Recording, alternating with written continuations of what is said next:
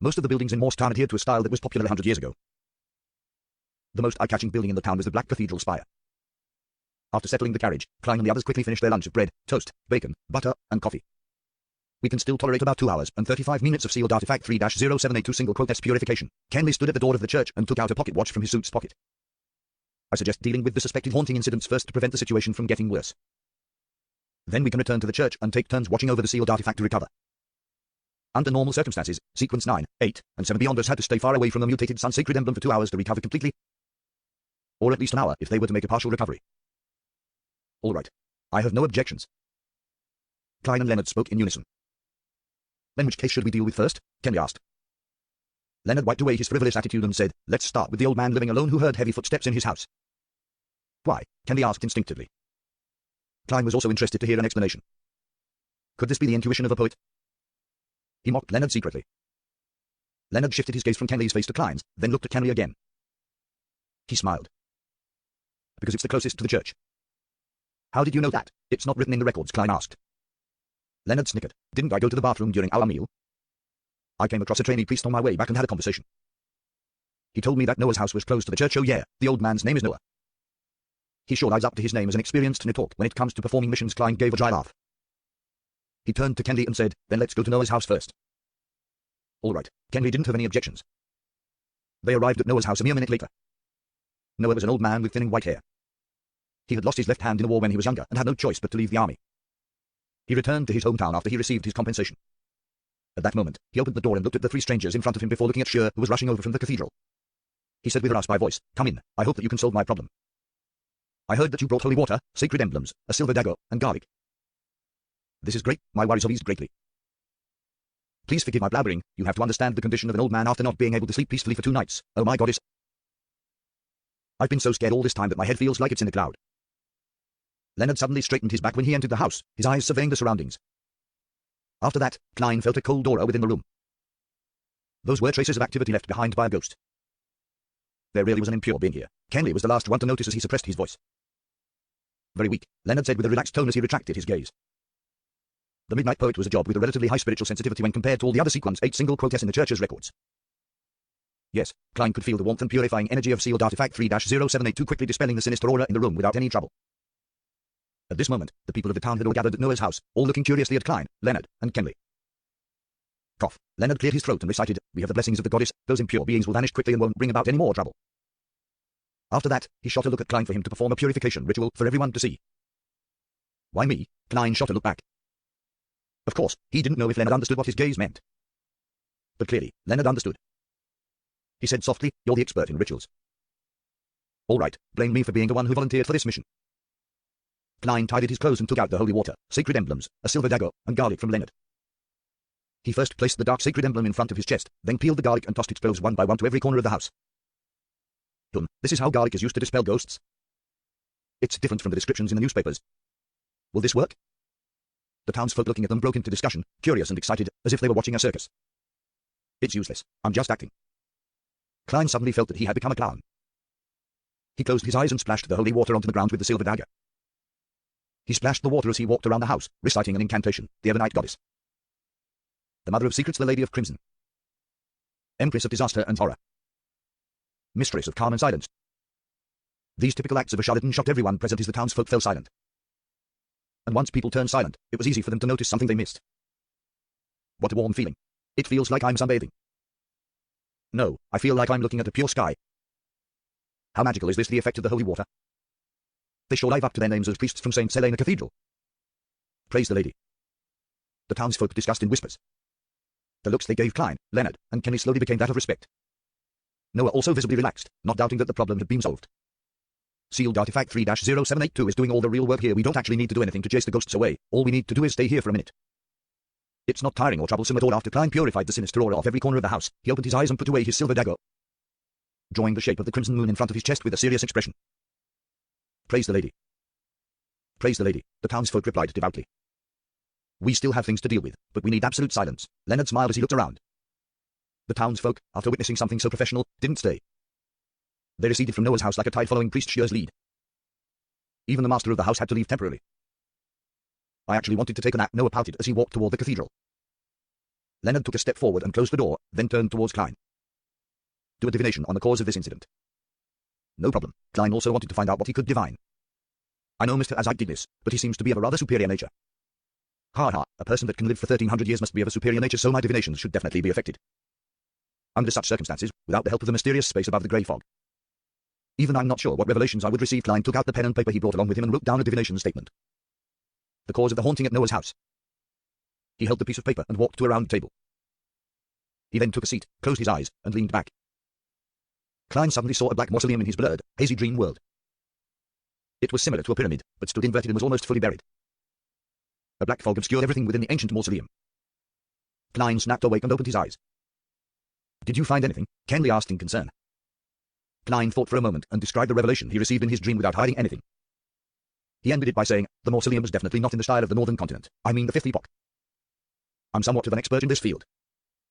Leonard nodded, seemingly in thought. That's an inverted pyramid from the southern continent. It represents the entering of the nether realm from the living world. It's a mausoleum that only the so-called descendants of death can erect for themselves, be it in the Gulaim Empire of the past, or its satellite states such as the Highlands Kingdom. In some sense, it's the symbol of death. Well, the ghosts are definitely related to death. The results of the divination are undoubtedly correct. Ignoring Leonard's mockery, Klein suddenly had an interesting thought. Could Mr. Azite be the descendant of death, or could he have made a transaction with death to obtain such a long life? According to a chapter from the Revelation of Evernight, as well as the internal records of the Nitorks, death was a malevolent god, once causing a catastrophe in the northern continent at the end of the fourth epoch. Those times were now referred to as the Pale Era. It's said that death fell to the combined efforts of the seven gods. It's impossible to determine when the Mad Castle was built, but it couldn't have been built before the Pale Era. If there was a connection, then there would be something to investigate regarding the person working behind the scenes, lives in the house with the red chimney, and stole the skull of Mr. Azite's child. Of course, this could be an excuse for the northern continent to colonize the southern continent. After all, most of the inhabitants of the southern continent believes in death. The three Nitorks didn't stay for long since they didn't discover anything. They soon left Noah's house and started dealing with the two other haunting incidents. The same process, the same results. They quickly rid the town of the auras of dead spirits, but didn't manage to find the cause of all the trouble. Along the way, Leonard asked the townsfolk if any strangers had entered the town in the past few days, but received a negative answer. Mr. Azite didn't come. He must have come and left in secret without anyone noticing him. He sure is cautious when he said that he would be returning to Tingen by Wednesday. Did he mean that these spirits would vanish on their own accord today, even if we weren't here to deal with it? Klein thought about it as he returned to the entrance of Morse Cathedral with Leonard and Kenley. They could still last another hour and 45 minutes with the mutated sun sacred emblem. We'll take 1 hour shifts looking after the sealed artifact. Klein suppressed the excitement in his heart. He looked at the color of the sky and said, let's try to head back to Tingen City for dinner. No problem. Leonard glanced at Klein and laughed. But for safety's sake, I suggest that 2 people look after the sealed artifact while one rests. Klein froze for a moment, his mind churning quickly. He smiled in reply.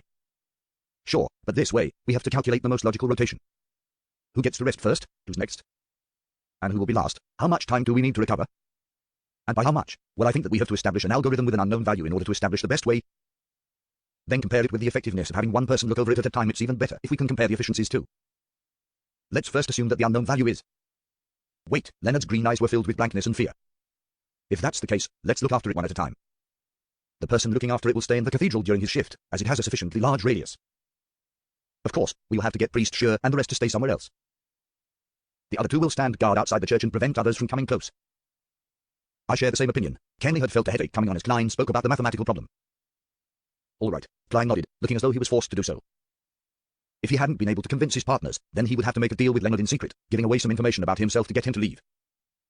But the problem was solved now. Weak light shone through the narrow window from high above, making the interior of Morse Cathedral a little more visible. Klein put his top hat on his knee while he leaned his leg against his cane. He sat quietly on the first row of the left pew and looked at the altar before him. There weren't any statues of the goddess except for a massive dark sacred emblem. Its base was black, with a crimson half-moon that was surrounded by radiant points of light. On the wall behind the sacred emblem, there were a few openings which allowed sunlight to shine in from the outside. They were focused into tiny specks of pure light which combined with the dark surroundings to form a scene that resembled that of a lofty starry night sky. None of the traditional gods ever left behind an actual image. Only their symbols are worshipped and glorified by people. That seems to be a manifestation of the command, do not look directly at God. Klein let his thoughts wander. He wasn't in a hurry to make the flaring sun charms as soon as he got the opportunity to be alone with sealed artifact 3-0782. He felt that he had to be careful, patient, and had to wait. Within the first 15 minutes, it was possible that Leonard and Kenley would enter at any moment to remind him about points that he should take note of. In this extremely quiet atmosphere, time flew by quickly. Klein suddenly snapped back to his senses as he took out his silver vine leaf pocket watch, flipped it open, and took a glance. 20 minutes had passed, he muttered to himself. He then set his silk top hat and silver-edged black cane by the side. He got up and walked towards a hidden corner near the altar. At first, he faced the side of the altar, but once he saw the large dark sacred emblem and the holy scenery that resembled a depiction of the night sky, he felt guilty and uncomfortable. Hence, he turned his back to the altar. Then, Klein took out the sealed artifact 3-0782 from the inner pocket of his black tuxedo. He bent down to place the golden unadorned badge on the ground. Klein took a look at the sun symbol that was filled with abstract meanings, then he took out a small candle mixed with sandalwood. He put it right at the bottom of sealed artifact 3-0782. That was the dualistic ritual that he learned from the eternal blazing sun. He used an item that was closely related to the deity to represent him, while he used the candle to represent himself. He took a deep breath to ease his tense emotions. Klein then took out the items required for the ritual, one after another, including a carving knife, 2 thin gold slices, sun essential oil extracted from the combination of black-rimmed sunflower, golden-rimmed sunflower and white-rimmed sunflower, golden hand-fingered citron powder, and also rosemary powder. After that, Klein adeptly used the silver ritual dagger to guide the flow of spirituality. He guided it to flow around the simple altar and created a shapeless sealed wall. He squatted down, placed the silver dagger down, and extended his right hand. He lit up the candle that represented himself by rubbing his spirituality. Under the flickering dim light, Klein picked up the sun essential oil and dripped a drop onto the flame. With a puff, an illusory fog spread out with the slight scent of sunlight. After burning the fingered citron and rosemary powder, Klein held the carving knife and golden slices. He stood up, took a step back, and then recited in Hermes, the blood of the eternal blazing sun. You are the inextinguishable light, the embodiment of order, the god of deeds, the guardian of businesses. Inextinguishable light, embodiment of order, god of deeds, and guardian of businesses were all parts of eternal blazing sun's honorable titles. If there wasn't the prefix of the blood of the eternal blazing sun, the ritual would require the god's response to proceed. If so, Klein suspected that the eternal blazing sun would recognize him as the disrespectful person that looked at him directly. Then, Leonard and Kenley would only find a pile of black ashes when they entered. Plus, the ritual had to be conducted via ancient Hermes, a ritualistic language that stemmed from nature. Only a language without any protection, but had outstanding effects, could allow an incantation to sidestep around the eternal blazing sun and point towards the mutated sun sacred emblem. At the same time, as he was stealing the power from a deity, Klein had no way to divine if it would be successful ahead of time. He felt that it would result in him directly dealing with the deity again. So, he could only recite the rest of the incantation with a strained heart. I pray to you. I pray for you to give me strength. Give me strength to complete the flaring sun charm. The blood of the eternal blazing sun, please transfer your strength into my charm. O fingered citron, a herb that belongs to the sun, please bestow your powers to my charm. As the incantation neared completion, Klein suddenly felt something light up before him. The simple gold badge radiated with an intense light, as though the sun had descended onto the land. Klein suddenly found himself enveloped in extreme heat. His hair was heating up rapidly and was almost on the brink of igniting. His feet felt like they were stepping barefoot on yellow sand that had been exposed to the midday sun, and his face and body were greeted with the hot wind blowing from every direction. In that instance, he felt that he needed to do something to let the burning energies out. Otherwise, he would turn into a human candle. It required almost zero thought as Klein lifted both his hands. While his thoughts were boiling over like porridge, he relied on the combination of his spirituality and the strong winds, as well as his instincts and ritualistic guidance, to begin etching symbols, corresponding path numbers, magical characteristics, and ancient incantations onto both sides of the gold slices with his carving knife. Outside the church, Leonard was standing in the shadows to hide from coming into contact with direct sunlight. Suddenly, the sunlight intensified, like the hottest days of the year in early July. He squinted his eyes and looked towards the sky. He saw that the blue sky had no clouds or dust. It was so pure that it made people gasp with admiration. Such strange weather. Beside him, Kenley also noticed the changes in the sunlight. Leonard responded with a smile when he suddenly turned his head. He knitted his eyebrows slightly and cast his gaze towards the cathedral. Luckily Roseanne isn't here, otherwise she would be complaining about the sun tanning her skin. Leonard looked away and said with a smile.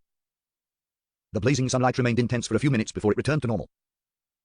In the cathedral, Klein's carving knife finished the final stroke.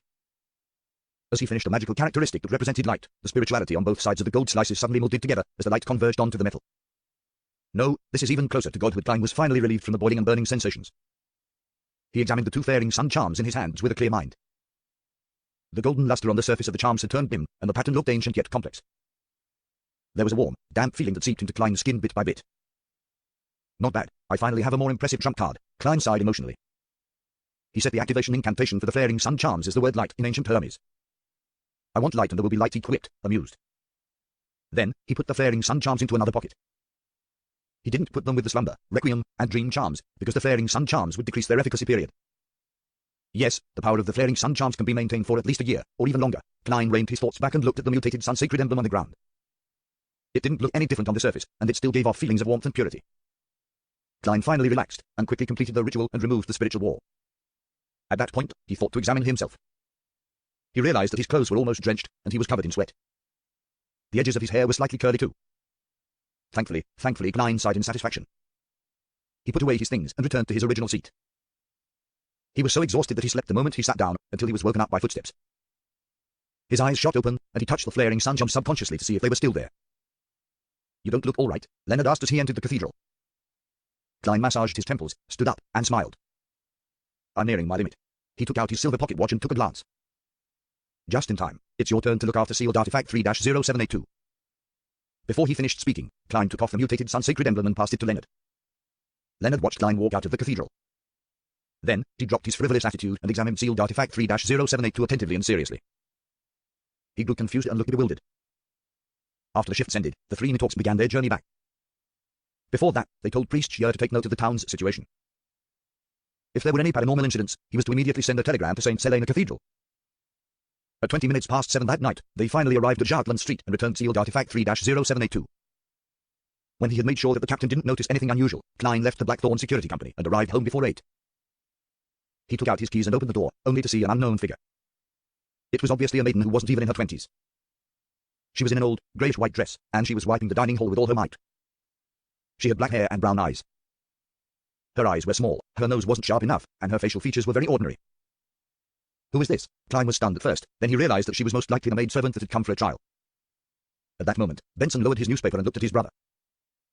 He smiled and said, "A company that doesn't allow employees to leave the office on time is annoying. But it provides a salary that can counteract any kind of dissatisfaction," Klein replied with a laugh. "When Miss Justice's £300 reach me, I'll inform Benson and Melissa about my raise to £6 a week. That way they would worry less about our family's finances," Klein thought as he put his cane aside and took off his top hat. He walked to the living hall and lowered his voice as he asked, "Have you made a choice?" He had divined the information of the three maidservants the day before, and he had found that all three were suitable. Hence, the decision was left to his brother and sister. "Yes, Bella, weekly salary of 5 soldi. She's very willing and also capable of learning cooking. She hopes that she can become a home chef, at which point her weekly pay will double. Her father is a factory worker at the Tingen Steel Works Union factory, and her mother is a laundry worker," Benson replied with a chuckle.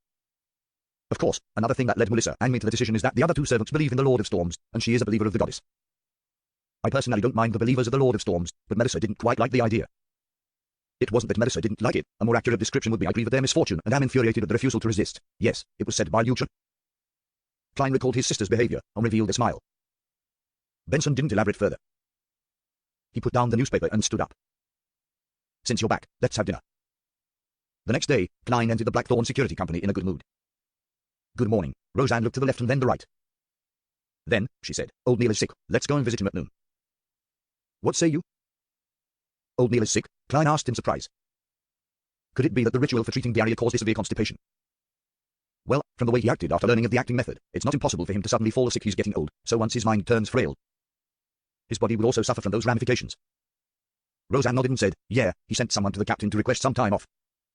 Klein nodded slightly. "Let's visit him at noon." Sigh, old Neil sure is pitiful. His wife passed away early, and his son is busy in some other city. When he's sick, all he can do is stay at home in loneliness and helplessness.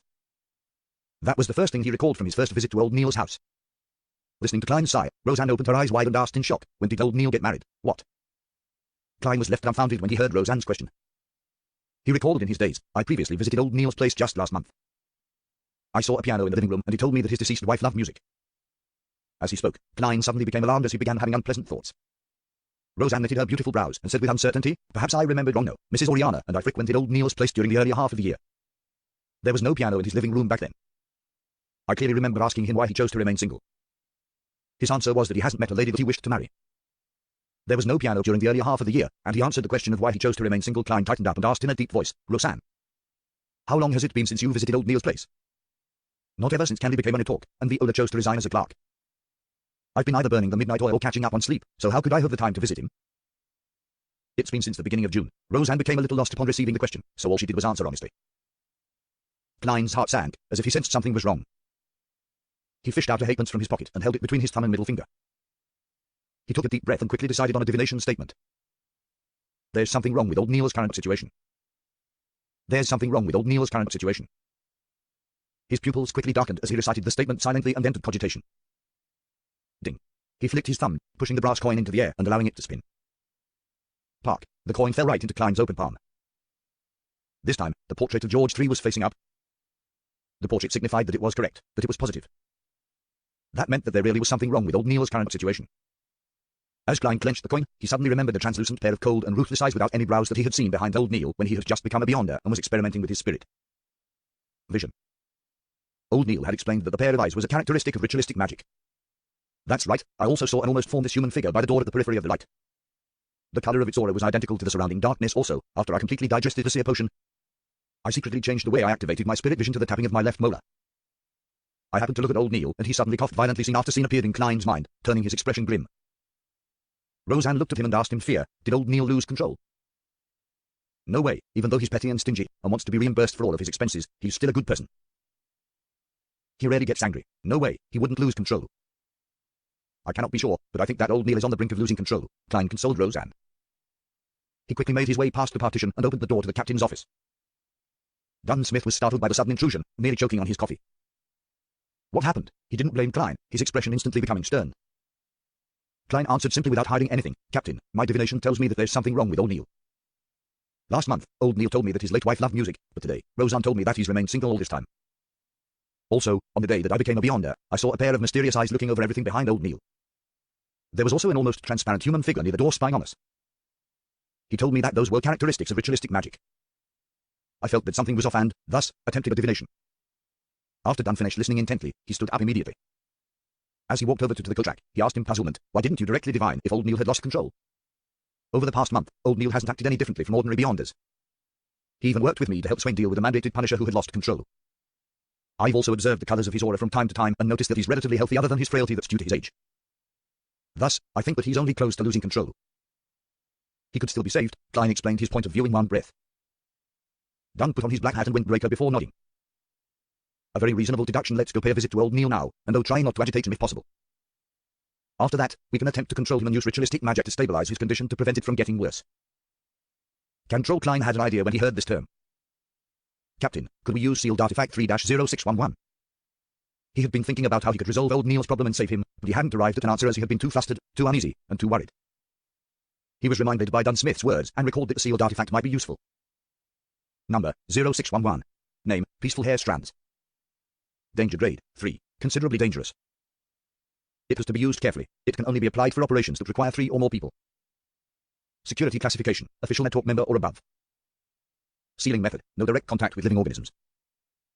Description, a simple decoration formed with many strands of black hair. As long as contact is made with a living being without any protection, the living being would lose all their desires and emotions, including, but not limited to, hunger, anger, grief, pain, envy, jealousy, hate, joy, satisfaction, greed, etc. It has been ascertained that living beings under 0611 S influence will even lose the desire to break contact with it. They will silently stay in their spot until the end of their life. If an external force is used to break contact between the person and 0611, then the person will gradually recover. But experimental data suggests that the prerequisite to this is that the person has not been in contact with the sealed artifact for more than 2 hours.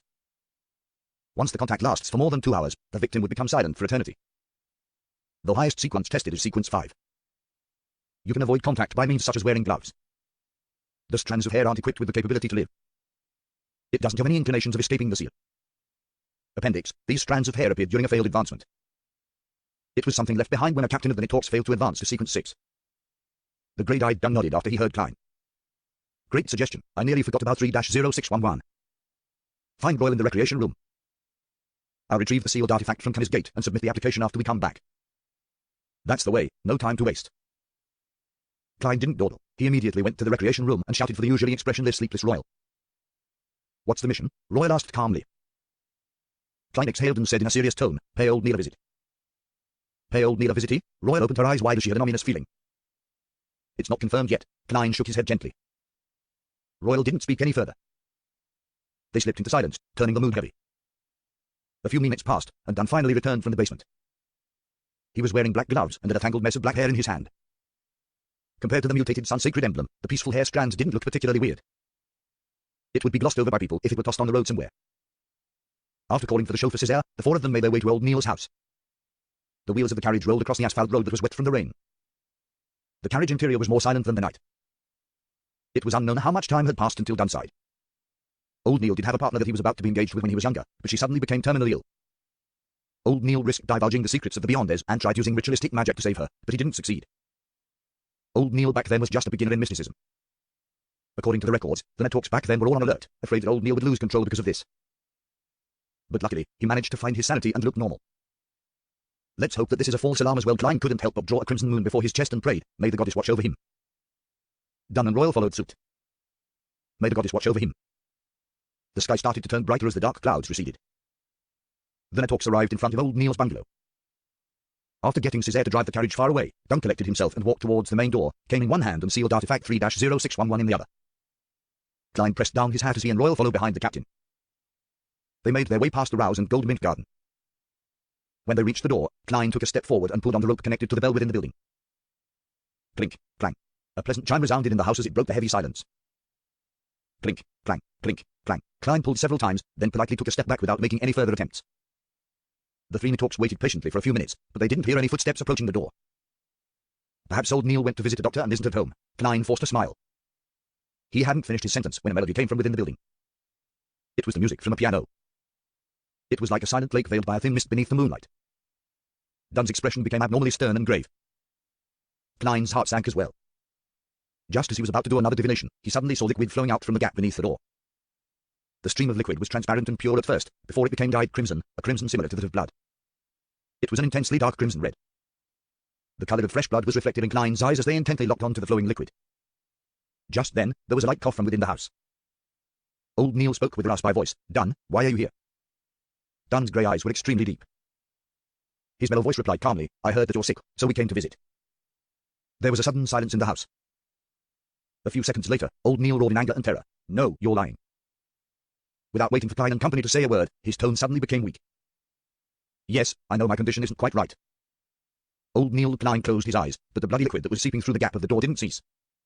Then, old Neil raised his voice and said, "All this time, I've never hurt anyone, nor have I thought of hurting anyone. I never betrayed the secrets of the Nettalks, even one. At the most, I've made claims for undeserving expenses. I really haven't committed any evil." "Klein," he suddenly shouted like he usually did. "I told you about the maxim of the mystery prize, do as you wish, but do no harm. I still live by this saying. I'd rather be patient, rather endure than do things that will harm others." With that said, he pleaded sincerely, in fear, "Dunn, Royal, Klein, go back. Go back, wait till tomorrow. By tomorrow, I'll be back to normal. I swear to the goddess, I wouldn't harm anyone." "Really?" Dunn closed his eyes and asked extremely gently, "What do you plan on doing? What have you been trying to do all this while?" "Me?" Old Neil was confused at first before he described with a tone filled with hope, "I'm trying to resurrect Celeste. Dunn, I found a way. I'm on the right track. You should have heard about it. Back then, I made a mistake during the ritualistic magic to treat her illness, so I failed. I failed to save her. I now know it was because I had yet to master mysticism. But now, I have enough knowledge and experience to complete everything. It's regrettable that I wasn't inspired by the maxim of the mystery prize and Daddy's example. I missed the best opportunity. If I was a high sequence beyonder, all of this would become extremely easy." As he spoke, old Neil's voice sounded tearful. "No, I cannot give up again, Dunn. Go back. Go back, please. I beg of you." Klein clenched his teeth as he heard the captain ask emotionally, "How do you plan on resurrecting Celeste?" Old Neil instantly became very excited. "I'll use the alchemical life method to create an immortal body for her. Dunn, you might not know of it, but sequence 4 Beyonders from the Church of Mother Earth are good at this. The corresponding sequence in the 7th pathway can barely do it as well. Yes, I will complete it with the aid of God's favor. Then, I'll summon her spirit from the spirit world and pray for God's help to combine her spirit and body together. Isn't it a great idea?" Dunn lifted the corner of his lips forcefully and said, "Yes, it's a great idea. Old Neil, let us in. Perhaps we can help you." "Dunn, are you still not willing to let me off the hook?" Old Neil pleaded. "Go back, just go back. I'll return to normal tomorrow, really. Dunn, I swear I'll never steal your coffee beans again. Klein, Royal, I swear I won't make you help me with my undeserved claims." "Really?" In Klein's and Royal's blurry vision, Dunn lowered his head before lifting it up again. "Old Neil, you're misunderstanding something. We are here to visit you. You are our teammate. You're sick, and you aren't well. We definitely needed to visit you. Open the door. Let us see you so that we can be certain. If you're really okay, we'll return immediately. As you know, there aren't especially many missions recently. We have to monitor the asylum while we take care of various other sudden incidents." Old Neil hesitated for a moment before saying, "There's really nothing serious about my condition, really. I'll recover by tomorrow." The bloody water that flowed out through the gap under the door went down the stairs, towards the stone path, and onto the garden soil. "Old Neil, we've known each other for about 15 years now, right? We've worked on countless missions together. I'm really concerned and worried about you. I hope to see you with my own eyes before I'll be at ease," Dunn said gently. "All right," Old Neil pouted. "There's really nothing wrong with me." With a creak, the door opened slowly. Klein quickly wiped his eyes and allowed his sight to return to normal. Then, he saw that the carpet in the lobby was red and sticky, covered in blood and hair. He looked forward and up, only to realize that the living room's floor, ceiling, round table, piano, and chairs were all covered in the same disgusting, sticky and hairy liquid. Old Neil's head hung in the air, connected to the ceiling by a thick liquid. His forehead and cheeks each had a pair of eyes. They were cold and ruthless eyes with no eyelashes. The piano's keys were dancing on their own, playing a melodious tune. Dunn, look, I'm really okay, old Neil said with a radiant smile. Royal, Klein, you think so too, right? The moment he opened his mouth, Klein saw the same thick, hairy, and bloody liquid flowing inside it. Dunn's grey eyes shimmered as he chatted like everything was normal. Old Neil, where did you learn the alchemical life and resurrection ritual from? Old Neil replied excitedly, I heard it. I tried the first part, and confirmed its authenticity. It's a gift from God. He kept describing it in my ears. He kept describing, he is. Old Neil's voice came to a halt. More than 10 seconds later, he continued in fear and at an apparent loss, he is the hidden sage. The hidden sage, isn't that the non-anthropomorphic God that the Moses ascetic order believes in? The God that was resurrected, bringing about evil and corruption. The Moses ascetic order has the complete mystery prior sequence. Klein's heart stirred as many thoughts came to him. Upon mentioning the hidden sage, old Neil seemed to finally awaken. He looked around vacantly and observed everything. In the indescribable silence, his 6 eyes looked towards Dunn, and he said with a bitter smile, so it turns out that I've already become a monster. Without waiting for Dunn and the others to reply, old Neil suddenly revealed a smile, one of groveling, fear, and cowardice. Let me go. I'll go deep into the mountains and won't appear again. I'll never harm anyone. I'll only attempt my ritual quietly, really. Let me go, please. I beg of you. Just then, Klein felt something illusory shatter before his eyes. Then, old Neil's 4 cold-looking lashless eyes flashed with a dark glow and locked onto Dunn. His expression suddenly turned cold. You're pulling me into a dream. No, it's useless. My eyes can see through all of that. The sticky blood that covered the ceiling, floor, and walls started squirming, like a giant opening its mouth to swallow Klein and company. Old Neil's head grew blurry like overlapping after images. Klein didn't fumble for his revolver. Instead, he extended his hand into his pocket and planned to use his slumber charm. Suddenly, everything calmed down before him. The sticky, bloody liquid suddenly turned placid like a still lake. Old Neil lost his coldness, hatred, desire, and all other expressions. He became quiet and peaceful. It was unknown when Dunn had thrown sealed artifact 3-0611 into the blood. The 4 lashless eyes on old Neil's forehead and cheeks slowly closed, seemingly having lost the desire to keep them open. Any living creature that came into contact with the peaceful hair strands would turn peaceful and lose all motivation until the end of their life. Dunn, Klein, and Royal drew their guns at the same time and aimed at old Neil's head. Then, old Neil revealed a look of extreme fear. He was struggling, his strong desire to live fought against the effects of sealed artifact 3-0611. The 4 extra eyes disappeared. The wrinkles at the corners of his eyes and mouth were still deep, his hair was still white, his crimson eyes were still turbid, just like when Klein had first met him. Dunn, do you remember the time I saved you? Royal, do you remember when I helped you redeem your family's lives? Klein, do you remember how I taught you mysticism every day? Do you remember when we talked about how to make claims? Do you remember how I made you hand ground coffee? Do you remember when we fought against a mandated Punisher rampager? The illusory pleading echoed in Klein's ears, and his right hand that was holding the revolver trembled. He found it difficult to pull the trigger. Bang, bang, the 2 silver demon-hunting bullets flew out and penetrated old Neil's head one after another. Klein watched as the familiar, abnormal face revealed a hopeless expression. He saw the man's skull tear open, the red and white within spurting in all directions. The sticky blood that coated their surroundings started shrinking as it flowed back into old Neil's broken head that had fallen to the ground. Dunn and Royal lowered their guns simultaneously, and all was silent. Klein looked at everything before him. Old Neil's corpse was becoming a ball of rotten flesh. He saw that there was a pair of eyes, crimson and crystal clear, yet incredibly pale amidst the blood and flesh. He felt like everything that had happened was just a dream, and found it impossible to bring himself into believing the sequence of events and how it had ended. He stood dumbfounded as he saw Dunn take 2 steps forward, his figure stooped. Dunn looked at old Neil's corpse and muttered heavily, we are guardians, but also a bunch of miserable wretches that are constantly fighting against threats and madness. We are guardians. But also a bunch of miserable wretches that are constantly fighting against threats and madness. Dunn's words echoed throughout old Neil's house. They reverberated across the corroded floor, the walls, and ceiling, as well as within Klein's mind and soul. He'd never had a stronger impression of that sentence than the one he had now. He felt that he wouldn't forget this feeling for as long as he lived, even if he were to return to Earth. Amidst the still atmosphere, Dunn walked towards old Neil's corpse and kneeled down. He took out a white handkerchief from the pocket of his windbreaker and covered it over the dark red, crystalline eyeball which looked pained. At this moment, Klein noticed that the keys of the piano had stopped moving. A faint, translucent figure appeared.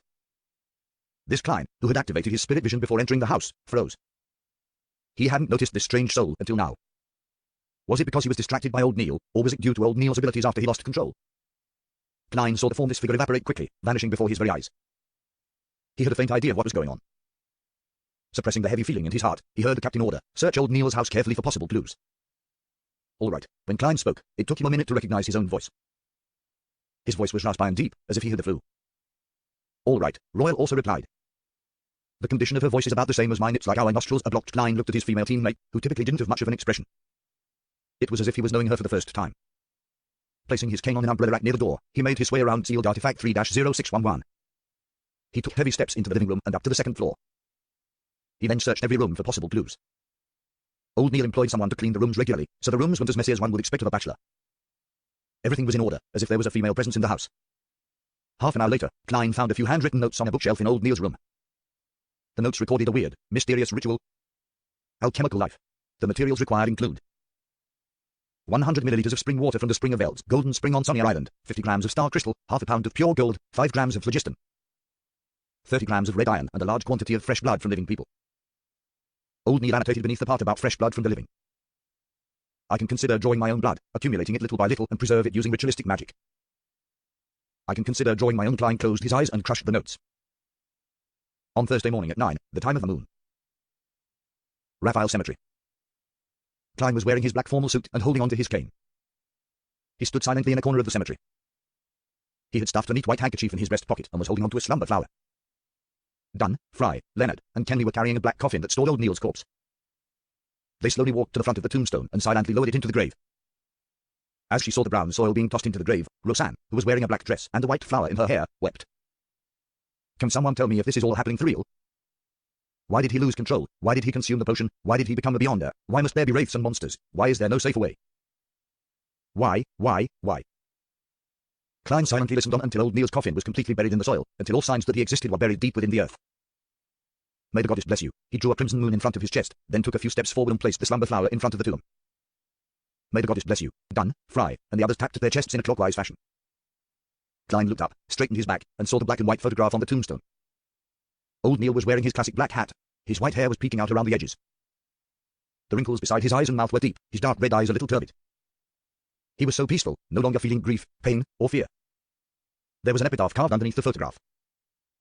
It came from the contents of the last entry in old Neil's diary. If I cannot save her, then I shall accompany her. The morning breeze blew gently. The silence and emptiness of the Raphael Cemetery hung over everyone. In the afternoon, Klein took a form signed by the captain to the armory. He opened the half-closed door and saw BREDT with a thick, black beard behind the table. Klein froze visibly before handing the form over. 50 rounds of ordinary bullets. During his request, he glanced at the tin can on the table. He felt as though he could smell the fragrance of the hand-ground coffee and hear the cheeky words in his ears, but why must you wait till you have spare cash? You can apply to Dunn and get him to approve of the expenses. BREDT noticed Klein's expression and sighed. I can understand what you're feeling right now. I, myself, cannot believe that old Neil would leave us like that. Sometimes, I even feel as though this is a dream conjured by the captain. Perhaps this is the destiny of many Nighthawks, Klein replied with a bitter smile. After this incident, he felt much more disappointment and hatred toward the upper echelons of the church for keeping the acting method a secret. Let's hope that there will be fewer such tragedies. May the goddess bless us. BREDT drew a crimson moon in front of his chest. He took the application form and walked into the armory. Bang, bang, bang. The smell of gunpowder filled the air. Klein vented his frustrations onto the target he was shooting at, until he finished shooting the bullets that he had requested. He then collected himself and took a public carriage to Gawain's house. He completed sets upon sets of exercises, as if he was torturing himself, until Gawain told him to stop. Combat practice isn't there for you to harm yourself. Gawain looked at Klein with his turbid green eyes. I'm sorry, teacher. I'm a little down today. Klein exhaled and attempted to explain. What happened? Gawain asked without a ripple of emotion. Klein thought for a moment, then gave a simple reply. A friend of mine passed away suddenly. Gawain was silent for a few seconds. He stroked his blonde mustache and said with a fleeting voice, I once lost 325 friends in the span of 5 minutes. Amongst them were 10 that I could trust with my life. Klein sighed in realization. That is the cruelty of war. Gawain shot a glance at him and let out a self-deprecating laugh. The cruelest thing of all is the fact that I can never exact revenge for them. I can never fulfill their dreams, and the answer eludes me forever. As for you, you still have such a chance. Even though I don't exactly know what happened, I know that you're still young. You still have many opportunities. Klein was silent for a moment. He took in a breath and collected himself. Thank you, teacher. Gawain nodded and said without any expression, take a 10-minute break, then do 10 more sets of the exercises you were doing just now. Klein was momentarily unsure what expression he should show. Friday morning, in the recreation room of the Nighthawks. Klein, Secret Ron, and Fry were seated around the round table, but they weren't playing cards. One of them was flipping through newspapers, the other was looking out the oriel windows in a daze, and the last was holding onto a pen, wanting to write something but failing to do so. The room was quiet, no one spoke, and no one joked around. The atmosphere was heavy. Few Klein exhaled. He lowered his newspaper and planned to focus on reading the materials he had found. At that moment, Dunn Smith knocked and entered the room. He looked around before saying, Klein, come out for a moment. What happened? Klein, who had a premonition of what was happening, stood up and made his way out of the recreation room. Dunn stood at the entrance of the stairway leading to the basement. He turned and looked at Klein. The person that the Holy Cathedral sent is here. The person examining me is here. Klein's nerves tensed. There was a cold breeze blowing from the basement, providing a hint of relief for Klein's tense emotions. It's finally here. Once I pass this stage, I won't have to worry about being examined like this for at least half a year. Once I advance to Sequence 8 and become a so-called clown, I'll possess actual combat strength. With the aid of divination and my flaring sun charms for backup, I'll have a chance of surviving even more relatively dangerous situations. Since I was waiting for the Holy Cathedral's examination, I haven't even dared to withdraw the £300 that Miss Justice transferred to the anonymous account. Just in case they audit my financial situation and find out that I'm in possession of a large sum of money from an unknown source. Just as Klein's thoughts flashed through his mind uncontrollably, Dunn Smith smoothed his sleeve and said in a low voice, "The person in charge of the examination is one of the 9 high-ranking deacons of the Nitorks, Krestetsis Imir. The Holy Cathedral attaches great importance to you." A high-ranking deacon? Klein blurted in surprise. In general terms, the 13 archbishops and 9 high-ranking deacons made up the upper echelons of the church. It was said that there was no lack of high-sequence beyonders among them. The 22 ladies and gentlemen were all equal in terms of their rankings. They only followed the orders of the Evernight goddess, and they were only answerable to the Pope. Dunn took a whiff of the cold wind from the basement before nodding faintly. Yes, he's a high-ranking deacon. But you don't have to be nervous. Krestet is only a Sequence 5 and has yet to enter a demigod state. So, you don't have to be too afraid or reverent. Oh, his title in the Beyonder world is the Goddess's Sword. As he possesses a holy item, his combat strength is similar to a newly advanced Sequence 4 Beyonder. I just chatted with him. He was very friendly. If I read between the lines, Captain is telling me that he only said what was necessary. He doesn't want me to be nervous and go according to the plan. Klein nodded thoughtfully and asked, "Where should I meet the high-ranking deacon?" "The alchemy room where we concoct potions," Dunn replied simply, as a hint of gloominess flashed across his face. "The alchemy room where we concoct potions." "The laboratory where old Neil made my seer potion." Klein slowly let out a breath and returned to the Nitorks recreation room and took his outerwear from the clothes rack. He put on the black windbreaker, placed his hands into his pockets, and walked down the winding stairs that connected to the basement. Then, he took a left turn at the cross-junction. Very quickly, Klein saw a secret door under the light of the elegant gas lamps that lined the walls. He saw that the long tables in the room had been moved aside to open up a large space in the center of the room. There were 2 classic high-back chairs facing each other with less than a meter in between them. There was a man in his 30s wearing a black windbreaker and a white shirt seated on the chair that was facing the door. His golden brown hair was cut very short, and his blackish-green eyes were as dark as a forest on a moonless night. The collars of his shirt and windbreaker were put up, and his entire chin was hidden within the shadows. "Hello, Your Grace," Klein bowed. Krestetsis Imir had his right leg crossed over his left as he leisurely leaned back into his chair. He smiled and replied, "Hello, Klein.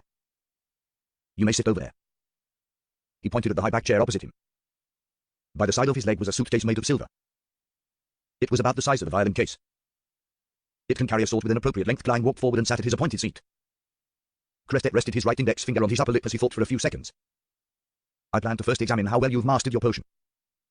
"That's not a problem, right?" "Not at all." Klein shook his head with utmost confidence. "Very confident." Krestet smiled but maintained his previous posture. All he did was intently watch Klein. Klein suddenly felt the light from the surrounding gas lamps vanish, as though they were swallowed by the rich darkness. He suddenly became exhausted, as though his biological clock had struck the time for sleep. But his mind was extremely tense, making it impossible to relax. It was just like when he was unable to sleep peacefully due to overexhaustion. The silent night filled his surroundings as Klein heard the noise of dripping water from a tap that wasn't closed properly. Then, he heard the conversations in the Blackthorn Security Company and the movement of the wind blowing through the stairway. Besides that, he didn't see anything that he shouldn't see, nor did he hear any noises that he shouldn't be able to hear. Excellent. Krestet's hypnotic voice dispersed the darkness, and the light from the gas lamps inside and outside the alchemy room came into Klein's sight again. Klein suddenly shook off his exhaustion and returned to his previous energetic self. "He affected me without me realizing it. Is that what a Sequence 5 Beyonder is capable of? This is the horror of a high-ranking deacon." He recalled what had happened and felt a little frightened. Krestetsis Imir clasped his hands and put them on his knees. He bent down slightly, and his lips were blocked by his collar. "You passed the test. You achieved a level beyond outstanding in the mastery of your potion. I'll need to observe to see if there are any hidden dangers in your mind, to make sure that the potion's remaining spirit hasn't changed your character subconsciously or left some problems behind. You have 3 minutes to prepare." Klein immediately nodded and said, "All right." He secretly took a breath and allowed himself to enter cogitation to remove various negative thoughts. Krestet didn't speak again. He took out a silver pocket watch from the inner pocket of his black windbreaker and flipped it open. Then, he attentively watched the second hand move. 3 minutes later, Krestet closed his pocket watch and said with a smile, "I'll begin singing." Singing? Klein wore a look of confusion. Before Klein could reply, Krestet started humming a lovely melody. The melody reverberated in the alchemy room and gradually lost its harmony and went out of tune. Squeak, scratch, zing. Klein heard the noise akin to the scratching of blackboards with nails, the sound of bubble wrap rubbing against each other, electric drills drilling, and various other annoying noises. The noises intensified and turned more and more chaotic. They made him want to vent his frustrations and cause destruction. But Klein, who frequently experienced the mid-ravings and terrifying screams, restrained his urges very quickly. He displayed annoyance, tension, frustration, and insecurity at appropriate times. Being in too perfect of a state would end up being a problem. It was unknown when Krestetsis Armia had stopped singing. The noises in the alchemy room disappeared and room there was awash with tranquility and silence. Silence sure is great, Klein exclaimed in his head. Very good, excellent. There are no latent problems in your soul. Of course, if you wanted to beat me up or stuff my mouth with something, that's only normal. Krestet's mouth was blocked by his collar so Klein could only determine his emotions through his tone. No, I wouldn't dare, Klein admitted honestly. Krestet smiled and said, congratulations, you have passed all the tests. Now it's time for the question and answer session. His green eyes suddenly darkened. His gaze was deep, as though he could see through flesh, and looked directly at the spirit. Go ahead, Klein replied, sitting straight. Krestet maintained his earlier posture and casually asked, you said that your experience in the Divination Club allowed you to quickly master the potion. Yes, Klein answered frankly but didn't describe further. Krestet nodded slightly and said, and you said that your inspiration came from the maxim of the Mystery Prize and also Daddy's example. Yes, Klein confirmed this first before explaining in detail. I found out from one of my teammates who was a Mystery Prior that those who abide by the maxim of the Mystery Prize have a lower probability of losing control than normal. After that, I heard that Madame Dally once said that she wanted to be a real spirit medium and that she is a genius that leveled up to sequence 7 within 2 years. After noticing both situations, I thought I could give it a try. I attempted to be a real seer and outlined some principles for a seer. The outcome was better than I expected. I mastered the potion very quickly. Your Grace, I'm not sure if you have had a similar experience. When I fully mastered the potion, there was a very special, very magical feeling. Klein described his experience as if he only vaguely understood the acting method. The man he had been when he was on Earth would have been nervous and embarrassed to speak so many half-lies before such a powerful talk. But ever since he transmigrated to the current world, he had lied so much that he was used to it. He could do it flawlessly. The darkness in Krestet's eyes disappeared, and his gaze returned to normal. He smiled and said, don't worry, it's not an illusion. From his answer, Klein couldn't see any doubt or scrutiny, so he felt at ease. Dunn endorsed your experience. I believe that you really are a genius, with a logical mind and sharp senses, Krestet complimented. He then asked, did you share your experience with your teammates? Of course, Klein admitted frankly. I hope that I can help them lower the risk of losing control. We're teammates, comrades that face danger together. I don't have any reason to hide the truth. But for the same reason, I didn't tell the clerks. Krestet uncrossed his right leg and sat up straight. His thin lips were exposed from the shadow of his collar. He lifted the corner of his lips and said, although you haven't even been with the Nitorks for 2 months, I believe that your understanding of partners is much better than many others. I plan to share more information with you, but according to the Holy Cathedral's rules, you have to swear to the goddess that you won't reveal the contents of our conversation to anyone that doesn't know about this. That should be fine, right? I passed the test. Klein was delighted. He nodded without hesitation. No problem. Although I won't be able to teach others the acting method, I can let Miss Justice and Mr. Hangman do so indirectly. All right, Krestetsis Armia nodded. He leaned forward, then swear upon the holy artifact. As he was saying this, he bent down to lift the silver suitcase by his foot. Holy artifact, the holy artifact that earned you the title of the goddess's sword. Klein looked at the actions of the deacon curiously. Krestet placed the suitcase on his knees, his dark green eyes instantly turning black. He lifted his hand, then pressed down. The cover of the silver suitcase, which resembled a violin case, suddenly dissolved and receded like the tide. At the same time, Klein felt that the light around him was being drawn forward as if it was being absorbed by the suitcase. Apart from the lights from the classic lamps that lined the walls, as well as the silver splendor that spiraled within the suitcase, the alchemy room turned pitch dark. The scene looked extremely strange. With a crisp snapping sound, Krestetsis Armia opened the suitcase, revealing the pure white bone sword that lay within. Yes, a bone sword. The moment Klein saw the sword, he knew instinctively that was mainly made out of bone. The short sword silently released a pure white glow in the pitch-dark alchemy room, as if it were a moon hanging high in the night sky, or a lighthouse in the middle of a storm. It looked as though the sword had no defects on its surface, but a closer examination would reveal that the surface of the sword was laced with layers of symbols and icons. These mysterious patterns intertwined to form the body of the sword. Klein observed the holy sword, suddenly realizing that he couldn't look away. His vision was being drawn towards the sword as his brown eyes slowly lost their luster. Krestet lifted the suitcase, moving the sword away from its original position. Klein instantly snapped out of his trance and finally freed himself from the nightmare he couldn't escape before. He cast his gaze to the side and asked gravely, Your Grace, do you need me to put my hand on the holy sword? Yes, come over. Krestet's voice was melodious as if he was singing a lullaby. Klein stood up, still looking to the side as he took small steps forward. As it was dark, he couldn't see where the legs of the deacon were, nor his old leather boots. Stop, Krestet spoke calmly. Klein immediately halted and stood on the spot. He took a quick glance at the pure white bone sword through the corner of his eyes before retracting his gaze again, in fear. With that mere glance, he bent down and extended his right hand, accurately placing it atop the holy sword. A cold feeling swept through his skin and into his mind. The distracting thoughts and feelings of worry instantly eased, as if he were sitting on a roof in a noisy village, smelling the scent of the harvest and admiring the starry night sky. "Recite after me," Crestet said solemnly. "All right," Klein nodded. He then heard the deacon speak in Hermes. "O Ebonite goddess, nobler than the stars and more eternal than eternity. I swear to you in my real name and my spirituality. I, Klein, will never reveal the details of the acting method to those who do not know of it from this moment forth. If I go against this, I shall accept any punishment you deem fit. Please witness my oath." Klein collected himself and made the oath in Hermes, following Deacon Sisimia's lead. He had a faint feeling that a connection has been established between him and the faraway being through the pure white bone sword. After retracting his right hand, he drew a crimson moon on his chest. "Praise the lady. Praise the lady." Crestet smiled and bowed in response. Immediately, he closed the cover of the suitcase and pressed down heavily with his right hand. The darkness was instantly lit up as the light from the lamp once again filled the entire room. Klein noticed that the black eyes of Deacon Sisimia had regained their usual blackish green. He made his way back to his chair and frowned. He asked in puzzlement, "Acting method?" Crestet cleared his throat. Without answering the question directly, he instead smiled and said, "You might feel a little confused and not understand what I am about to tell you, but I cannot explain why that is so. For that involves the secrets of the church. You will only have the right to know after you become an archbishop or a high-ranking deacon." Klein looked at Sisimia and added inwardly before Sisimia could say it. "You will only be permitted to know after you become a core member of the church, such as an archbishop or a high-ranking deacon," Crestet emphasized. Klein nodded sternly. Crestet placed the silver suitcase back beside his foot and crossed his legs. In the long history of time, the church has had generations upon generations of genius beyonders slowly figuring out a way to avoid losing control. And the core to this method is the name of the potion. It's not only critical, it's also the key. After looking at Klein's thoughtful expression, Crestet continued, "We have realized that the names of the potions all point to a certain group. And this group has their own approach and operates in unique ways. In simpler terms, there are a set of rules that come with the name of the potion, different rules for different potions. When we follow these rules strictly, the risk of losing control is reduced to a minimum."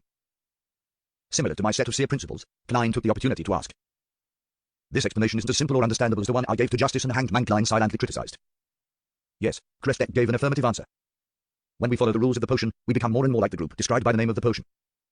In other words, we are acting as the job that the name of the potion points us toward. That is the acting method. You must remember, the spirituality of every individual is special, unique. Even though the core rules must be followed by the people who consume the same potion, there are always certain variations to the rules that are unique to the individual. Thus, the experiences of others can only serve as a guide. That is a point that I didn't realize." Klein said sincerely, "Thank you for informing me. I will remember that." Crestet laughed. "These are the experiences accumulated over the generations. After using the acting method, we not only gain mastery over the potion, we are also digesting it, just as we would our food. When you truly digest the potion, you will feel a unique, mysterious sensation. Understood?" "I understand. Digestion. This term is very appropriate." Klein pretended to be deep in thought. After Crestet explained the method in more detail, Klein weighed his words as he asked, "Your Grace, since the name of the potion is not only the core, but also the key, then how did the first Beyonders obtain them?" "I heard that it was recorded on the blasphemy slate." "Yes, that is correct," Crestet replied frankly. "But the blasphemy slate was inscribed with the ancient names.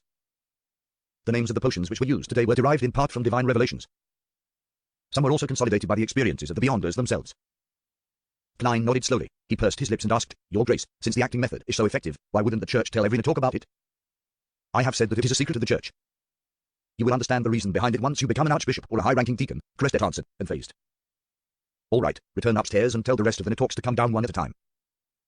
I have to carry out the final step of the examination. That's to keep Fry and the others from divulging the acting method." Klein thought as he stood up. He then bade farewell, following the Nitorks etiquette. He made his way past the corridor and up the stairs, returning to the Blackthorn Security Company. He saw Gunn smoking his pipe near the entrance of the basement. With a smile, Klein took the initiative to say, "There shouldn't be any more problems. His Grace wants me to inform Fry and the others to head down for a conversation with him." "Yes, that is the last step. That means that there were no problems." Gunn put away his pipe and headed to the recreation room to tell the rest. As he watched Fry and Seeker enter the basement, Klein suddenly recalled something. He said in a hurry, "Captain, are we going to have to get Royal, who's guarding over Kenny's gate, and Leonard, who's watching over the asylum? Oh, and Kenley, who's on break?" Dunn froze and pinched his forehead. "I forgot." He paused for a moment, then chortled. "But the matter shouldn't be too complicated. One of the advantages of having a high-ranking deacon examine you is that there's no need to send a telegraph to the Holy Cathedral, or engage in a cumbersome exchange of letters. He can make the decision on the spot and hand the formula to the clown potion as well as the main ingredients to you. That's not too bad." Klein couldn't contain his excitement. An hour and a half passed. As Kenley walked out of the alchemy room, his expression full of puzzlement, Klein was once again called downstairs. He met the high-ranking deacon once again, the goddess's sword, Crestet Sisimia, a second time. This time, the golden-brown-haired and blackish-green-eyed deacon wasn't seated. He stood there, allowing the breeze in the basement to blow at his black windbreaker. Crestet's collars stood tall, hiding his chin in the shadows. He looked at Klein and smiled. Talk Klein Mariti, I announce in the name of the goddess that you have passed the examination of the Holy Cathedral. Congratulations. With your contributions, you can immediately advance to become a Sequence 8 Beyonder. Phew, I finally passed. I passed it just like that. When Klein heard Crestet Sisamir's announcement, he let out a breath of relief despite being mentally prepared for it. It felt so real, as though it was a dream. He had assumed that the examination would be tougher and lengthier, but when he thought carefully about it, he realized that what had just happened was what should have happened. If he had taken the normal 3 years to digest the seer potion instead of doing it in a month, the examination wouldn't have even been conducted by the Holy Cathedral. The Tingenetalk's captain would have been responsible for it instead. I thought they would investigate my family and friends' home. Perhaps Sisamir arrived in Tingen 2 days ago and completed that in secret. I also thought that the examination would require me to complete some task. Hey, I was really overthinking it. The goal of the examination is merely to determine the level of digestion for the potion, as well as detect any latent dangers. And see whether I'm aware of the acting method, and if I share my experience with others. These thoughts flew past Klein's mind. He flashed a sincere smile. Thank you, Your Grace, praised the lady. Crested nodded gently and said, to advance is to serve the goddess better, so that you can protect our fellow believers better. You must remember this trust will help you fight the temptation of losing control. Temptation, Klein ruminated over the word. Crestet sized Klein up with his green eyes and said sternly, the acting method can help you digest the potion and lower the risk of losing control, but it's not the be-all and end-all. To a certain extent, you can even confuse playing the role in your own existence. You know, there are many actors in the theatre that develop severe psychological issues. At a certain level, you might really go insane. Remember that you're only acting. The only point of note concluded by the City of Silver is identical to what Deacon Sisamir said. Klein nodded thoughtfully in agreement. In addition, Crestet emphasized, not only is losing control related to the potion, it's also closely related to your emotions and mental health. The most important thing for a Beyonder is to control yourself. Only then will you be able to withstand the temptations of evil gods and devils, resisting emotions like grief and jealousy, and the erosion of desire. Of course, I don't mean that you should get rid of all your emotions and desires, because that is something that no human or even demigod can do. Yes, perhaps only some special sequences are able to achieve that sort of state. Klein suddenly thought about old Neil. He couldn't help but ask in reply, we must keep our emotions and desires at a reasonable level, and not allowing them to drive us to do something irrational and abnormal? Crested nodded solemnly. Yes. After he answered, there were wrinkles at the corner of his eyes. That's all I wanted to warn you about. Now, I'll pass you the clown potion formula and the relevant ingredients. He bent down and put his silver suitcase on the long table. He then turned around and moved a few steps, blocking Klein's view. When the surrounding light strangely vanished again, Klein suddenly understood that the formula and ingredients were in the suitcase that stored the holy artifact. It was simply because his gaze was attracted by the pure white bone sword, which was why he didn't notice, or perhaps he couldn't notice, the other items in the suitcase. After a few minutes, the light of the gas lamps lit up the alchemy room again. Crestet picked up his suitcase and moved away, presenting the items on the long table to Klein. Among them, the most eye-catching item was the palm-sized grey goat horn. It looked like a miniature version of a normal goat horn and was crystal clear, swirling with colors. There were faint layers of unique patterns. Next to the goat horn was a blue rose. There were red veins on the petals that connecting them together. It seemed to form a human face with a smile. Ha ha ha, woo wow woo, ha ha ha, woo wow woo. Klein heard illusory laughter and crying diffused with each other, and he saw pieces of grey halos floating in mid-air. A crystal of the single horn of a matured horn-sized grey mountain goat, and a complete stalk of a human-faced rose. The main ingredients of the clown potion. He nodded indiscernibly and took a few steps towards the long table. 80 milliliters of pure water, 5 drops of torn apple juice, 7 grams of black-rimmed sunflower powder, 10 grams of golden cloak grass powder. 3 drops of poison hemlock. Klein looked at the unfurled goatskin parchment and compared the written content with the formula that he had memorized.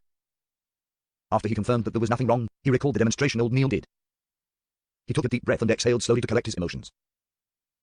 With the apparatus in the alchemy room, he distilled some pure water needed by the potion. In the potion formula, pure water referred to water that was distilled over and over again. Then, he washed a black metal pot and threw in the supplementary ingredients one after another. He was as skillful as back when he had done chemistry experiments in high school. As the Beyonder ingredients hadn't catalyzed just yet, he didn't see any obvious changes in the liquid in the metal pot. At most, he only saw powder floating on the surface of the liquid. When he was done with the preparations, Klein cast his gaze at the 2 main ingredients and gratefully thought. There's no description of the exact size or weight of the required grey mountain goat's single horn crystal or the human-faced rose. Perhaps a whole horn and a complete rose of no differences, regardless of their weight, allowing them to meet the requirements. Yes, in the world of mysterious Beyonders.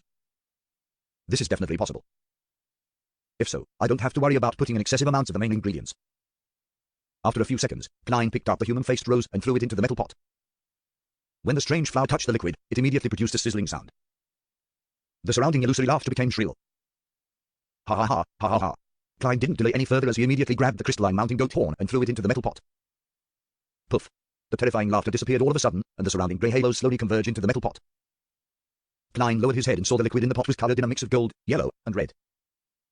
However, the 3 colors remained extremely distinct at their boundaries. There were bubbles churning and fizzing from the liquid, but they failed to escape from the pot and ended up bursting silently.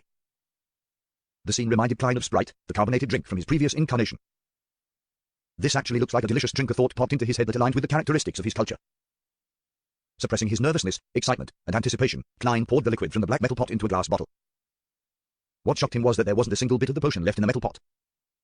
It really is a potion that turns people into Beyonders. Klein raised his right hand, and he looked at the beautiful-looking tri-colored liquid. Krestetsis Ymir, who had been silent the entire time, suddenly smiled and said, "Don't worry. At the very least, I didn't notice any problems with the concoction of your potion. I've been waiting here to ensure that no accidents happen after you consume the potion. Don't worry, as long as it isn't anything serious, I should be able to save you." Okay, Klein nodded and placed the clown potion back onto the long table. Then, he took off the silver chain inside his sleeve and let the topaz pendant hang down naturally, a slight distance above the liquid. To Beyonders of any other occupation, pendulum divinations could only divine a yes or no answer. Of course, when there wasn't enough information, the divination wouldn't yield any useful answers at all. When the pendulum didn't spin, it was called a failed divination. As a seer, Klein's pendulum could also vaguely determine the degree of the yes or no answer. Klein's eyes grew dark as he recited, "This potion is harmful. This potion is harmful." 7 times later, he opened his half-closed eyes and saw the topaz pendant spinning clockwise, but very slowly. Clockwise means a positive response. In other words, it means that the potion is harmful, however, it spins slowly, which means that it's only slightly harmful. Yes, potions can bring about a loss of control. So there's the possibility of harm. A low level of harm means there is nothing wrong with the potion. Klein let out a breath of relief and wound the pendulum on his left wrist before covering it with his sleeve. At that moment, Krestet couldn't help but sigh. "You really are a professional seer." "I must fully utilize my advantage, but I can't rely on it too much and think that it's all-powerful," Klein replied softly and took up the clown potion bottle. "After drinking it, I'll become a sequence 8 Beyonder." The thought flashed in his mind, and Klein didn't hesitate. He raised the bottle, tipped his head, and gulped down the potion. Bitter, so bitter. It sucks, totally. He instantly realized what it meant to look good on the outside, but rotten on the inside. His face had contorted as a result of the potion. He wanted to puke, but he couldn't. Then, Klein realized that his face was flushed red. As for the rest of his body, they were experiencing a similar reaction. He was convinced that he looked like a steamed lobster. As for his spirit and mind, they felt like they had been extracted into a thin needle, fusing with the potion, drop by drop, as it stabbed into each and every one of cells. It was a feeling that needed no microscope to observe his cells. Klein stood there and saw the intruder invade his body's most minute areas.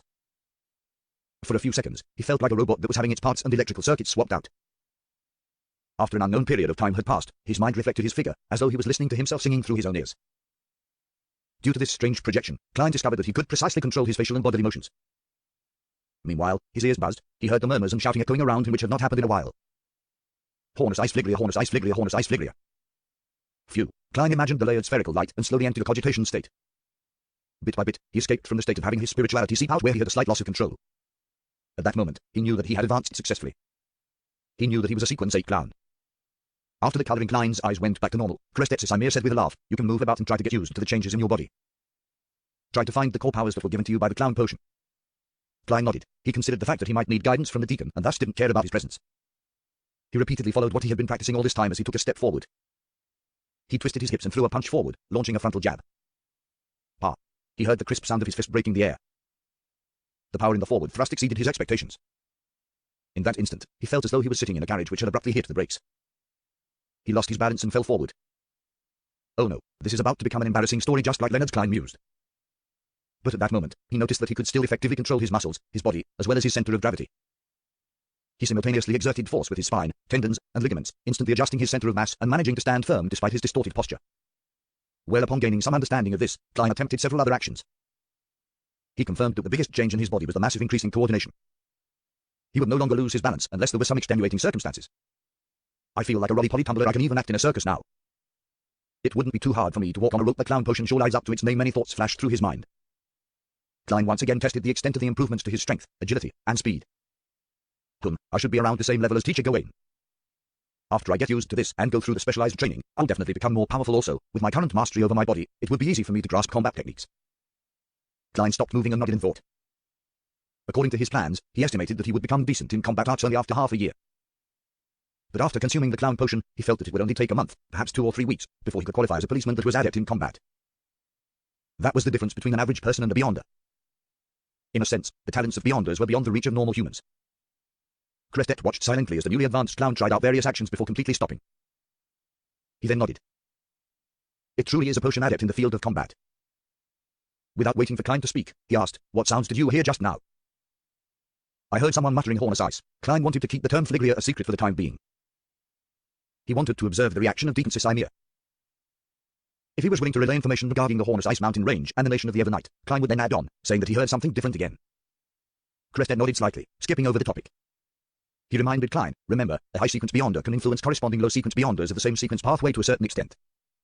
In a way, some parts of the respective pathways contain the realm of demigods. The murmurings and howls might have been intentionally conveyed to you by them. They might be filled with malicious intent. You must be even more cautious if the sequence pathway belongs to an evil god. I had a chat with Dunn just now. The Nitork in your team who lost control recently met with such a situation. Old Neil the Hidden Sage Klein's expression darkened. He nodded solemnly and said, Your Grace, I will remember this. I will not be tempted by the murmurings or howls. I will not be corrupted by them. At the same time, he thought of something else. Could this be the reason why the Church only provides the pathways for Sleepless and Corpse Collector, while hiding a large number of the other pathways? After all, the Sleepless pathway belongs to the Evernight goddess, and death which corresponds to the Corpse Collector pathway has already fallen, as for why the Church would still offer the Mystery Prior and Seer. It's because these two jobs are of a support type and can fill the shortcomings of the sequence 9 and 8 pathways for Sleepless and Corpse Collector. Furthermore, they're only at the beginning of the pathway, so the influence they can gather wouldn't be too prominent. But this doesn't explain why they would hide the names and unique traits of the potions or the lack of information as to what one should take note of when facing them. Klein retracted his thoughts when he saw Crestet Casimir pick up his suitcase to leave. He adopted a curious tone. Your Grace, I would like to know how to act as a clown. Do I have to go to a circus? Crestet smoothed his tall collar and chuckled. According to our current understanding of philosophy, you just made the mistake of formalism. You need to understand that the name of the potion not only represents a job, it also represents a group of people that share certain traits. For example, we can also describe seers differently. We can call them people who can see fate, yet remain respectful of fate. Of course, as I mentioned before, there are some differences to the rules concluded by each individual even if they consume the same potion. You cannot completely reference the experiences of another person, do you understand? Klein nodded in thought. I think I can understand some of it. I can act as a clown in my daily life, as long as I have grasped its essence. In theory, Crestet answered, being careful about his choice of words.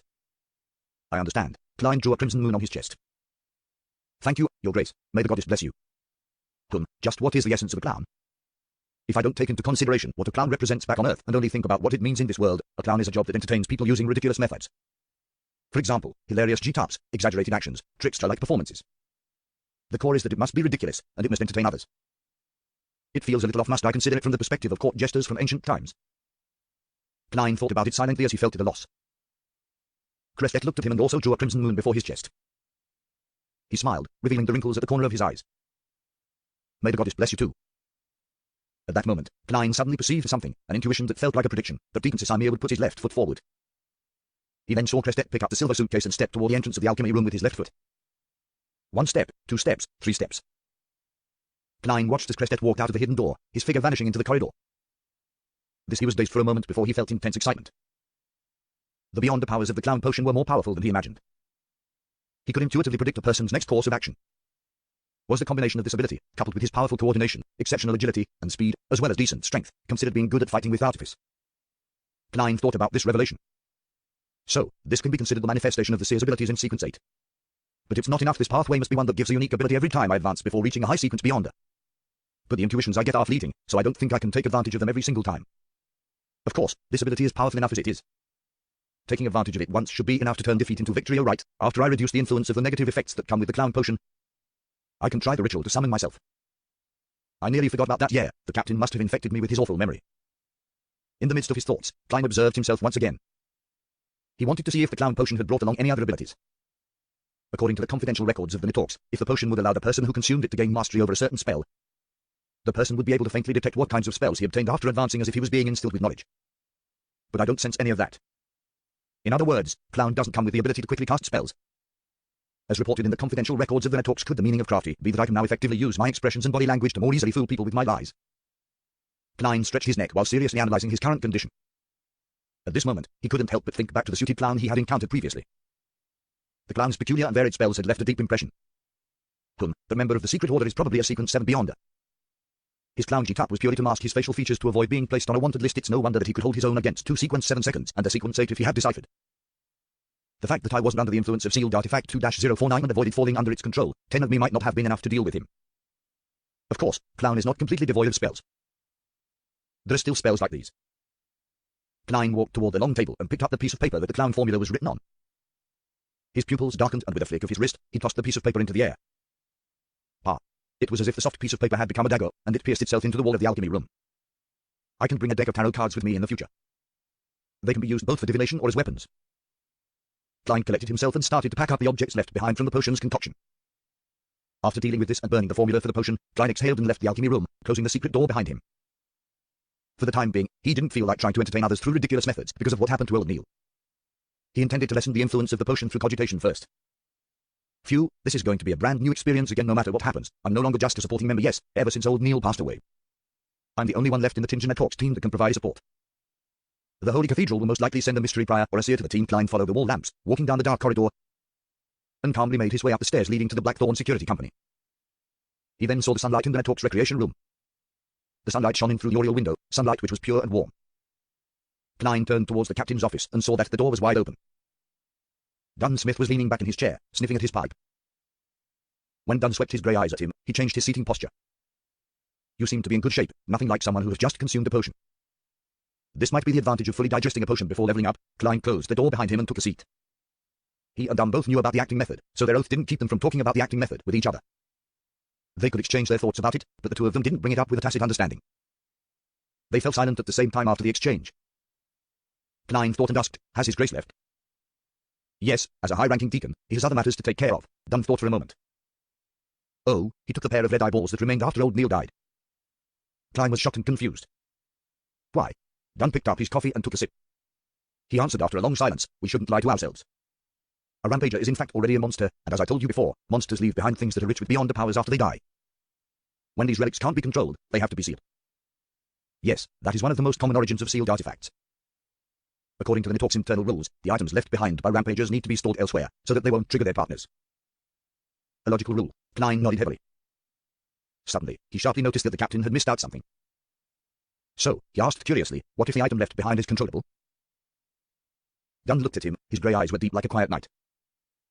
He sighed and said, you wouldn't want to know the answer. Klein was taken aback before he suddenly realized a possibility. Normal monsters left behind beyond are ingredients which could be used to make potions. But what of a rampager who turned into a monster?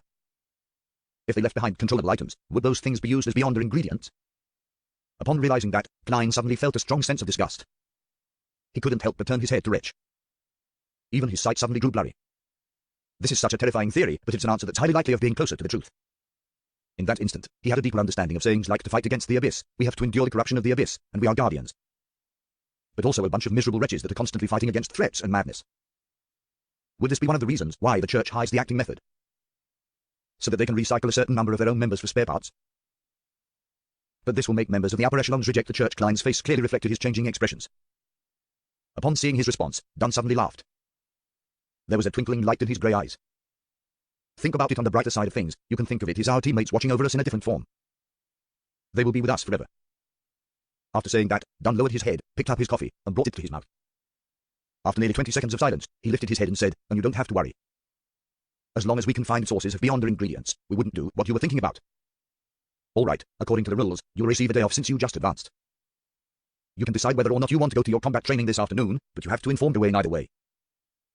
Klein gently nodded. Taking a deep breath, he straightened his back and said, Captain, I have finished my lessons on mysticism. I'd like to use my mornings to learn techniques such as tracking and monitoring. He paused and added with a serious expression, I'd like to fulfill my full duty as an Nitork soon. Dunn gave him a piercing look inside. You're tougher than I imagined. As you wish. Yes, Captain. Klein suddenly stood up and drew a crimson moon on his chest. After leaving the Blackthorn Security Company, Klein didn't return home to rest, but instead took the opportunity to take a trackless carriage to Azite's place. Ding dong, ding dong. As the doorbell rang clearly, Azite opened the door in a white shirt and black vest. There was a gold watch chain hanging from his vest pocket.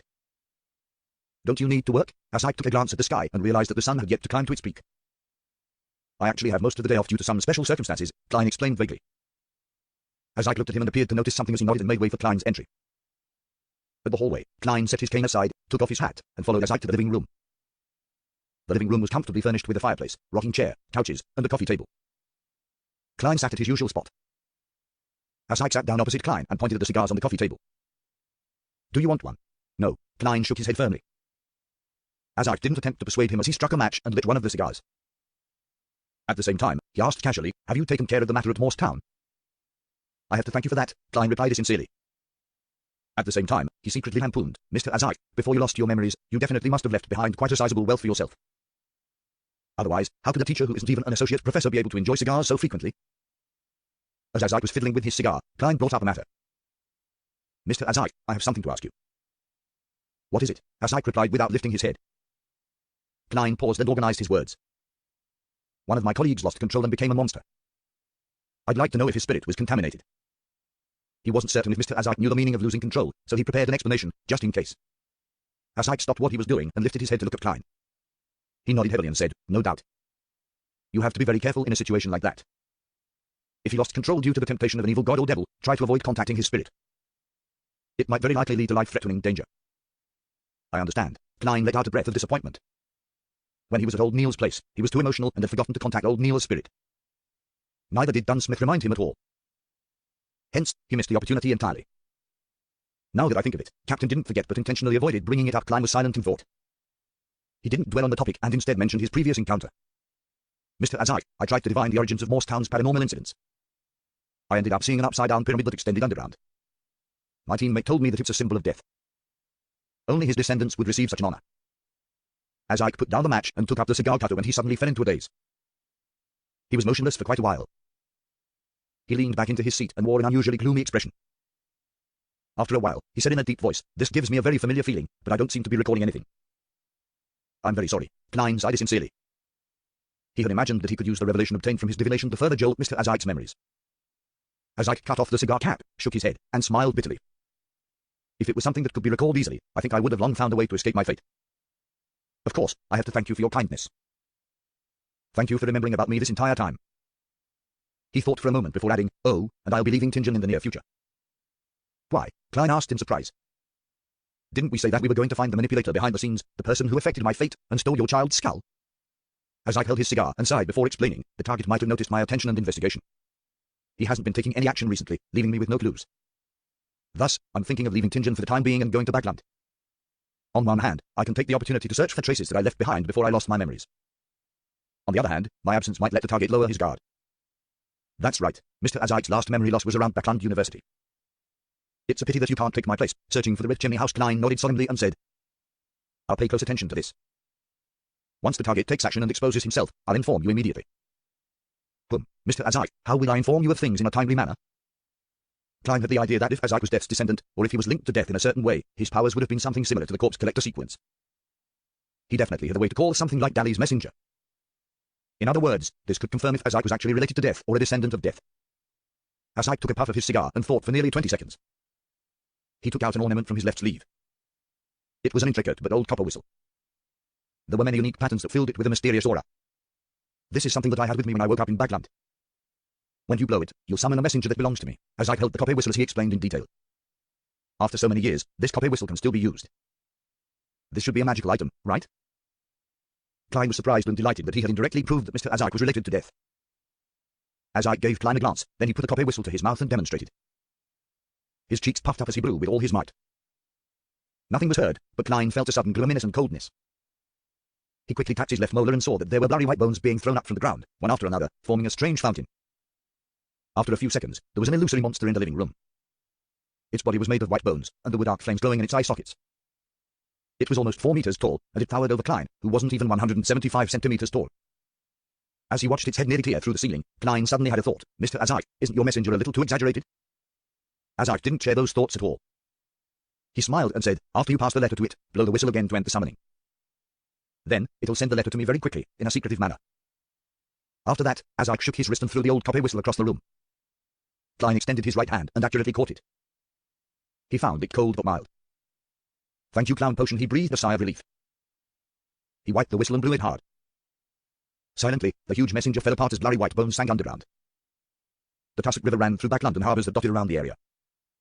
Alger Wilson wore the long priest robes of the Church of the Lord of Storms as he walked down from the passenger ship slowly. He saw people walking to and fro around the harbour with countless port workers sweating under the sun. It was a bustling yet noisy scene. It's been a while, Backland, Alger muttered to himself.